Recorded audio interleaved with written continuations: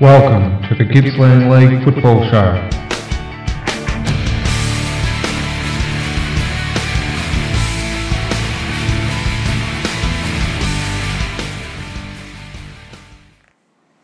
Hi, we're here tonight for the first time as a preview for the Gippsland League.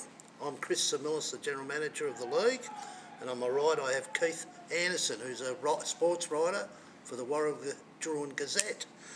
Our first game this week is the second semi at Sale between Maffra and Traralgon, and we'll try and do a preview and let our good listeners know who we think is going to win. Keith, do you want to have a word first?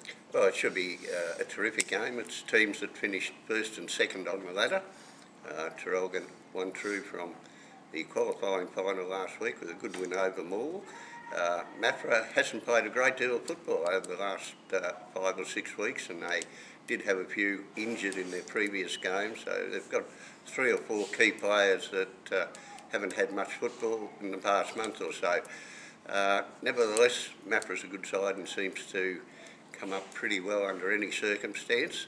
They did lose to Traralgon a couple of rounds ago before the finals, but I expect them to be in pretty good form at the weekend. Traralgon won last week without a couple of their key players, Jamie Aiken and Sam McCulloch. Aiken certainly, I would expect to return this week. He was out ill. McCulloch probably remains a little bit edgy as to whether he comes back into the side, but they should have close to their top lineup in for the game. Yeah, I'm expecting a great game because Maffra is the finals specialist, and you're correct, they haven't had a lot of footy in the last few weeks, but it's given the players like Adrian and Haydenberg Gill a chance to get their little niggling injuries out of the way. And I'm expecting those two to have a big say in the game on Saturday. And I expect a pretty hard contest. And with key players being those two, I think Benny Patala at centre half back is obviously going to play a big part in it. Benny Coleman, an on-baller. And overall, with Maffra's on-ball brigade, which includes players such as Craig Robbins, Gary Jones, I expect them to actually be the better in the centre. And up forward, they do have a great centre half forward in Daniel Stubb. With Traralgon, this is their opportunity to come back. They did play well last week. They have got a good forward line, leading goal kicker in Tim Aiken and Dan McKenna, who was an inclusion in the second semi and played well. Expect him to be better with a game under his belt. Chris, on McKenna, I think he's perhaps the X factor for Traralgon. I noticed in last week's game that at centre bounces he started as a loose man on the half-back line, and then immediately the game came into play, he took off and became an extra on-baller, and other players dropped back to cover the defensive side. So he's very hard to match up. You've got to keep a very close eye on him, and I think if Maffra could run into a trouble or two early if they don't play him one-on-one. Yes, Dan's a great player. He's very athletic and quite tall, surprisingly tall, and he's built like a whippet. But yes, I agree with you. He can play up forward, back, and he can be an on-baller. But I think that the Maffra side, with their on-ball brigade and their experience, finals experience, I think it'll hold them in good stead. Expect a very fast game. The Sale ground is apparently in very good nick. Had the Shire Recreation Officer ring me today suggesting that it'd be a great venue for the grand final. So they obviously think that the ground is in very good nick. And all in all, I think we're in for a crackerjack game on Saturday. Should be. On Sunday, we have the first semi at Warragul. Been a bit of a question mark about the surface at Warragul, but I've been told that the curators have got it coming up quite well. All the wings and surrounds are quite good, but traditionally the centre of Warragul is a bit of a problem when it's wet. The weather doesn't look that great for the weekend, but at this point in time the ground is actually in very good condition. We have Druin playing Morwell, and this will be a great game. It's an elimination, so the loser is out for the year. That's it, done and dusted, and the winner goes on to the preliminary final.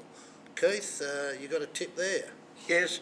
Well, my Druin affinity does come into this, but I think the good news is that Adrian Cox was not suspended at the tribunal hearing during the week. I thought it was a pretty iffy report last week anyway, Chris, but nevertheless it's a shame if good players are suspended in finals.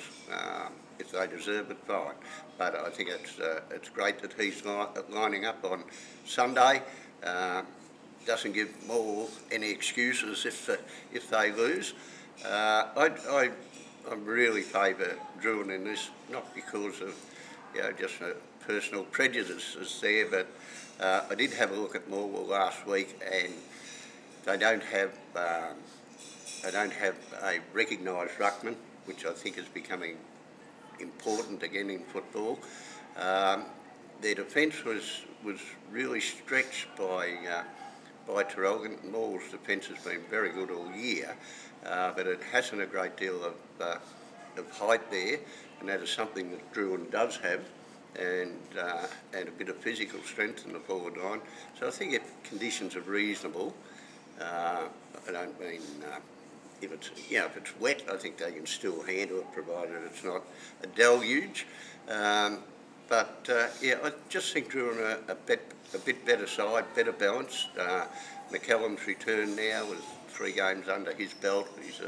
He's a real asset in the ruck, and particularly Moore will be looking at some way to minimise his influence without having a genuine ruckman themselves. And Moore's midfield, of course, is strength, but so is Druin's, and Druin's is a very deep midfield with quality players of Andy Samuelis, Pat McGrath, Daniel Barand, Quinton Proctor, who is back into the club for the finals from Frankston. There's a few others there that go through the midfield, Chris, that should really assist Druin to get over the line. Sam Proctor's back, has had 3 or 4 games under his belt now. So I think Druin's a pretty well balanced side and should account for more. Yeah, look, I think Coxie, and you've got Joel Suter and Liam Visser for pace, Coxie for strength in the centre there. Obviously, Funky Duncan across the half-back. Chunky plays in the back line as well, so there's some strength there as well. I think they have got a good side. Obviously, they're in a first semi. Lachlan Dowling in the forward line, but I tend to lean towards Druin as well. I'd be in trouble if I didn't with 2 boys playing. But at the same time, I think Druin's overall ability, and one of my favourite players up the forward line in Troy Kneebone, I think if he's on song, and I know that he still thinks, it reminds himself of the game that he put in against Morwell early in the year. It wasn't a good one. He hasn't forgotten it, and I'm sure that he wants to put in a big one to repay his supporters for that shocker. But yes, I tend to lean towards Druin because I think they have the X factor with a champion ruckman in Bob McCallum and a couple of, let's say, tidy on-ballers that have been performing well all season for the Hawks. So it should be a great game, and unfortunately, as we say, the loser is out for the year, and one would think at this point in time that probably Druin has got the edge. So it's Mafra and Druin for me, Chris. And I tend to lean with you, Keith. Anyway, thank you very much, and we'll be back next week for a preview of the preliminary final.